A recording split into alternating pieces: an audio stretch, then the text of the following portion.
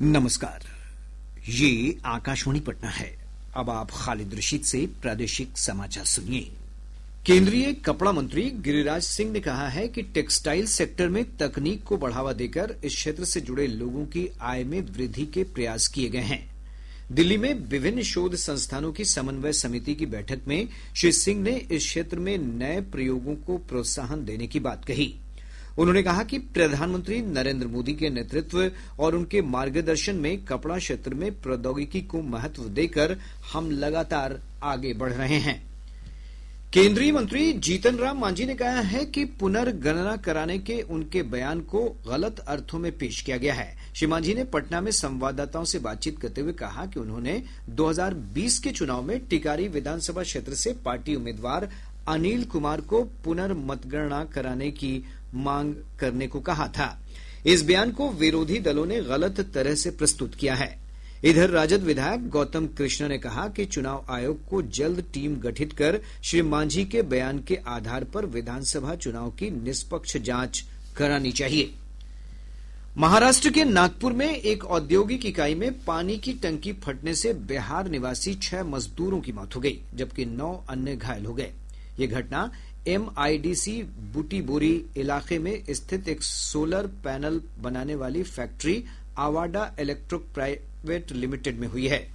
मुख्यमंत्री नीतीश कुमार ने इस घटना पर गहरा शोक जताया है। उन्होंने मृतकों के परिजनों को मुख्यमंत्री राहत कोष से 2-2 लाख रुपए अनुग्रह अनुदान देने की घोषणा की है। इधर महाराष्ट्र के मुख्यमंत्री देवेंद्र फडणवीस ने भी घटना में मारे गए मजदूरों के परिजनों को 5-5 लाख रुपए की सहायता राशि देने की घोषणा की है।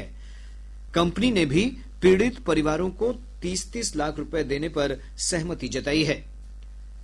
आज सशस्त्र सीमा बल SSB अपना 62वां स्थापना दिवस मना रहा है। इस अवसर पर प्रधानमंत्री नरेंद्र मोदी ने अपने शुभकामना संदेश में कहा है कि SSB का अटूट समर्पण सेवा की सर्वोच्च परंपरा को दिखाता है।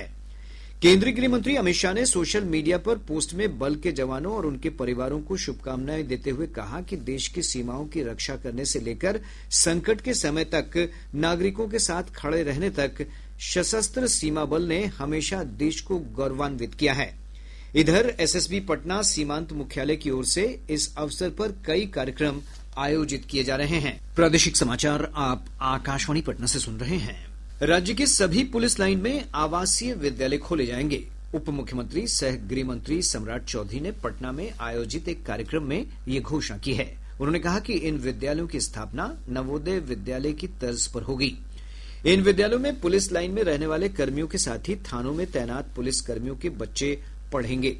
श्री चौधरी ने बताया कि होमगार्ड जवानों को भी बिहार पुलिस की तरह बीमा योजना का लाभ दिया जाएगा। उन्होंने कहा कि पुलिस कर्मियों के लिए कैशलेस इलाज की व्यवस्था पर भी विचार किया जा रहा है। पूरा प्रदेश घने कोहरे और कड़ाके की ठंड की चपेट में है। मौसम विभाग की रिपोर्ट के अनुसार पिछले 24 घंटों के दौरान अधिकांश स्थानों पर अधिकतम तापमान में 4 से 10 डिग्री सेल्सियस की कमी दर्ज की गई है। इसके कारण कनकनी बढ़ गई है। इधर राज्य के पश्चिम, मध्य और उत्तर पूर्वी भागों में आज सुबह कई जगहों पर घना से अति घना कोहरा छाया रहा, जिससे सड़क, रेल और हवाई यातायात प्रभावित हुआ है। मौसम विभाग ने अपने पूर्वानुमान में कहा है कि अगले 4 से 5 दिनों तक पश्चिम चंपारण, पूर्वी चंपारण, शिवहर, सिवान, कैमूर, रोहतास, औरंगाबाद और सारण समेत राज्य के उत्तर पश्चिम, दक्षिण पश्चिम और उत्तर मध्य भागों के अधिकतर हिस्सों में घना कोहरा छाये रहने की संभावना है। इसे लेकर विभाग ने ऑरेंज अलर्ट जारी किया है। अररिया जिले के जोगबनी, फुलकाहा, सोनमनी और रानीगंज चेकपोस्ट पर उत्पाद विभाग की टीम ने वाहन जांच अभियान के दौरान शराब के साथ 17 कारोबारियों को गिरफ्तार कर लिया। वहीं जिले के हरियाबाड़ा में एक वाहन से 504 लीटर विदेशी शराब के साथ एक तस्कर को गिरफ्तार किया गया है। शेखपुरा जिले के शेखोपुर सराय थाना क्षेत्र अंतर्गत पहाड़िया गांव में पुलिस ने कुख्यात अपराधी मुन्ना कुमार उर्फ संतोष कुमार को हथियारों के साथ गिरफ्तार कर लिया। पकड़ा गया अपराधी पर नवादा, शेखपुरा समेत विभिन्न जिलों में दर्जनों आपराधिक मामले दर्ज हैं।